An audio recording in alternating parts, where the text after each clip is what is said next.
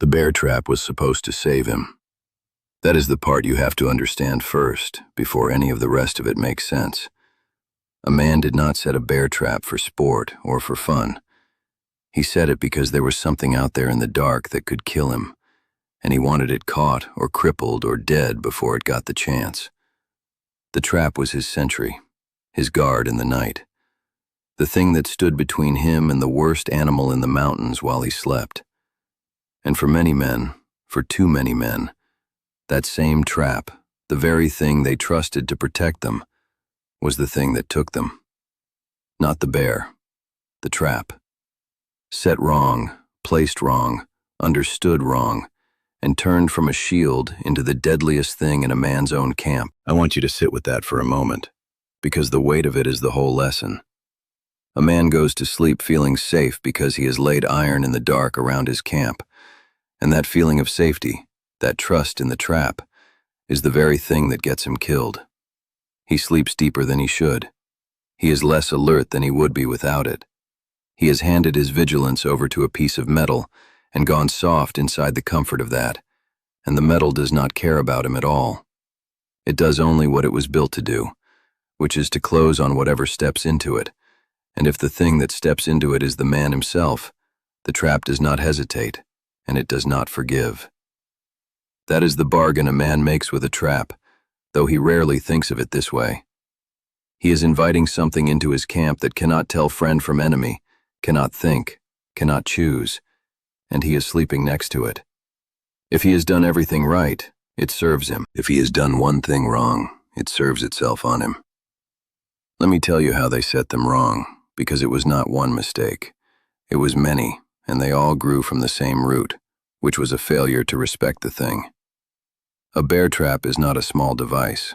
The old ones, the ones the mountain men used, were massive iron jaws on a spring so powerful that a man needed both hands and his full weight on the levers to pry them open. When those jaws closed, they closed with a force that could snap bone. This was not a rabbit snare. This was a machine built to hold a creature that could tear a man apart, and it had to be strong enough to do that job, which meant it was strong enough to destroy the man who set it if he gave it the smallest chance. The first way they set them wrong was placement. A man would lay the trap too close to his own camp, too close to the path he himself walked to get water in the dark, too close to the spot he stumbled to in the night when nature called. He set it for the bear, and then he walked into it himself, half asleep, in the black hours before dawn when a man's mind is foggy and his feet go where habit takes them. The trap does not know it is 2 a.m. and that the shape moving through the dark is the very man who set it. It knows only pressure on the plate, and it closes. Men lost feet this way. Men bled out in their own camps this way, alone, the nearest help a week's travel off, screaming into a darkness that did not care. The trap they trusted to guard them had been waiting for them all along, patient as iron is patient, and they walked right into it because they had not thought hard enough about where their own feet would go in the dark. The second way was the covering. A trap works only if the animal does not see it, so a man buries it, covers it with leaves and dirt and snow, hides it so well that it vanishes into the ground. And then he is the one who cannot see it. He knows where he put it, or he thinks he does, but a night's snowfall changes the ground. A wind shifts the leaves. The landmarks he marked it by look different in the dark. And now, there is a hidden set of iron jaws somewhere near his camp, and he is not entirely sure where. The very skill that made the trap effective against the bear, the hiding of it, made it effective against the man too. He had built a weapon and then erased it from sight, and when his own memory failed him, which it did, which it always eventually did, the weapon was still there, and it did not care that it was hidden. It only cared that something stepped on the plate. There was a third way, and this one was maybe the cruelest. A man would set the trap and catch something, but not the bear. A smaller animal, a wolverine, a coyote, something that stumbled into the iron and was caught but not killed, and the sound of that animal screaming and thrashing in the dark would bring the man running from his sleep to see what he had caught. Running, in the dark, toward a trap, toward an animal in agony that would bite and claw at anything that came near it. He would arrive half blind from sleep, fumbling in the blackness, and now he is reaching toward a set of iron jaws that have already closed on one animal and may have a second trap nearby that he cannot see, while a terrified creature is lashing out at him with everything it has. Men were bitten badly this way. Men tripped over their own trap chains in the dark and fell onto the very iron they had set. And the bear, the thing the trap was meant for, was sometimes drawn in by the sound of the caught animal, and now the man had the worst of all possible situations. A bear coming into camp toward the commotion, while the man was on the ground in the dark, tangled in his own gear, with his hands full of a screaming animal and his rifle back in the shelter. The trap had not protected him from the bear. It had baited the bear straight to him, and then there was the setting itself. The act of opening those jaws and laying them ready, which killed and maimed men all on its own without the trap ever being planted in the ground. Setting a bear trap takes enormous force. The springs are brutal.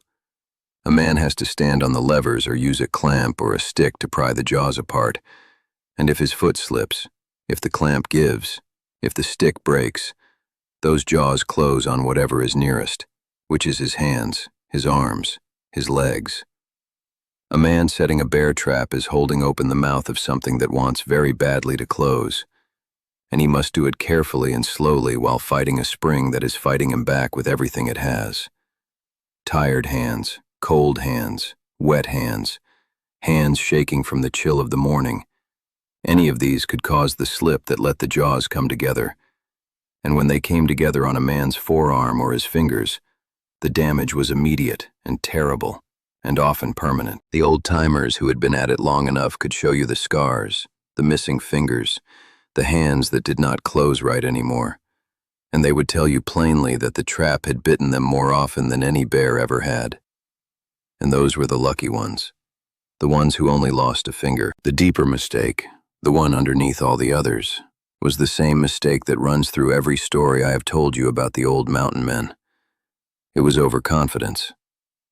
A man who has set 100 traps comes to believe he has mastered the thing. He gets fast. He gets casual. He stops treating the trap like what it is, which is a machine that can end him, and starts treating it like a tool he has tamed. And that is the moment the iron has been waiting for. Because you cannot tame a trap. You can learn it. You can respect it. You can handle it with the care it demands. But you cannot make it safe. It is never safe. It is a set of jaws that will close on anything, and the man who forgets that, the man who lets 100 successful settings breed the belief that the 101st is guaranteed, that man is halfway into the iron already. The old wise ones, the ones who still had all their fingers in old age, never got comfortable. They treated every single setting like the first one, slow, careful, fully aware that the thing in their hands would hurt them without hesitation if they gave it the chance. Respect was not a feeling to them. It was a practice, repeated every single time, because the alternative was blood. There is something else I want you to see in this. Something that goes past the traps and into the whole way those men lived. The bear trap is maybe the clearest example of a truth the old-timers understood better than we do. Every tool is a bargain. Every device a man puts between himself and the wild is a thing that can serve him or destroy him, depending entirely on the care and the knowledge he brings to it. The gun that feeds him can blow his hand off. The axe that builds his shelter can take his leg. The fire that warms him can burn his camp to ash around him. The trap that guards him can catch him. Nothing is only helpful. Everything a man relies on has teeth of its own, and the price of using it is eternal attention to those teeth. We have lost this understanding almost completely. We buy our tools and we trust them blindly, and we are shocked when they turn on us, as if the thing had betrayed some promise. The old men knew the tool never made any promise. The tool is the tool. It does what it does. The promise was always the man's to keep. The promise to handle the thing with enough care and knowledge and respect that it served him instead of eating him. When the man broke that promise, the tool did not care. The iron closed. I have thought about why this particular story, the bear trap story, bothers me more than the others. More than the campfire, more than the river, more than the cold. And I think it is because the trap is the purest form of the thing that kills men in the wild.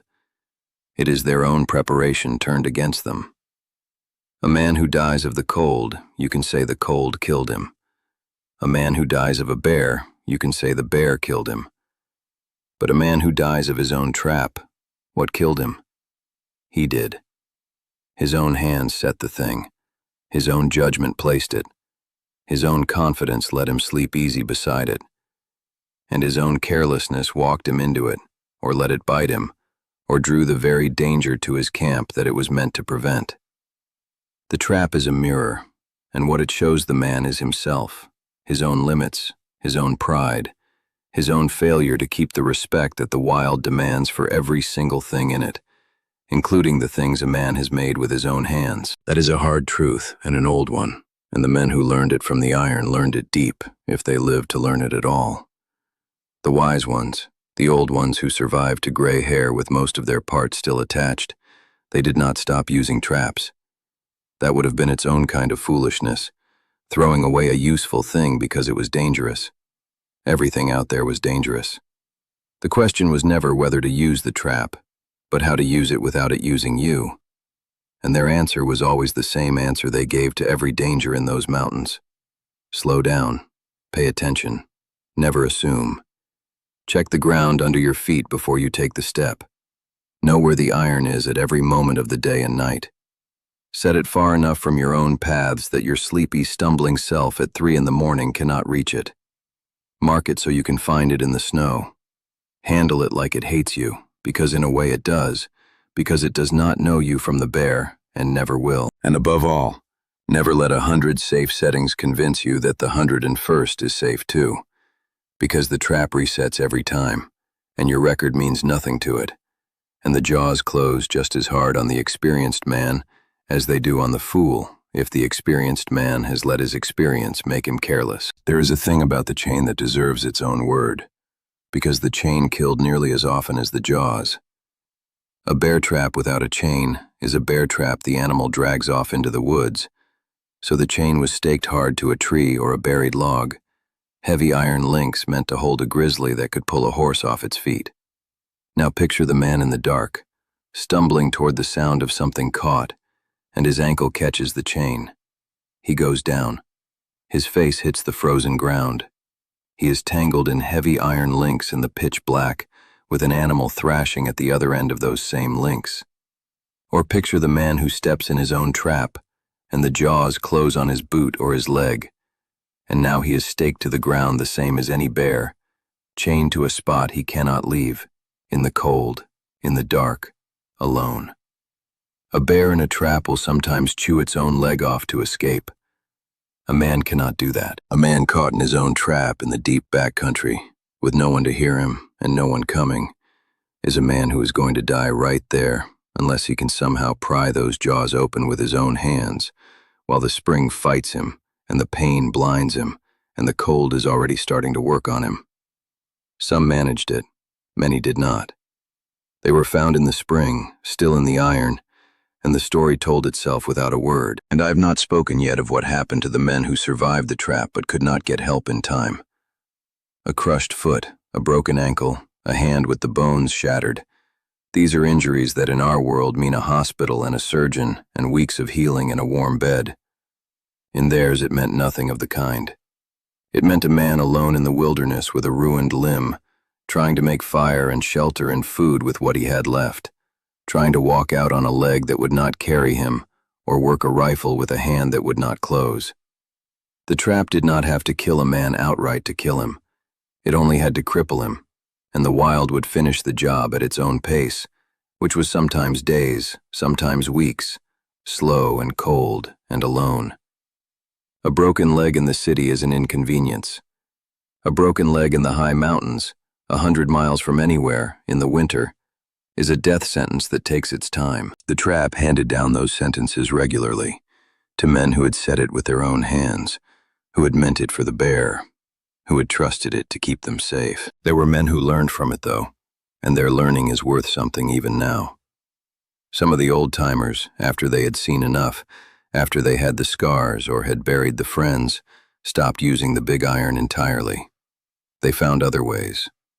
They hung their food high and far from camp so the bear had no reason to come in. They chose camp in the open where they could see what was coming, rather than in the thick timber where a man and a bear could surprise each other at arm's length.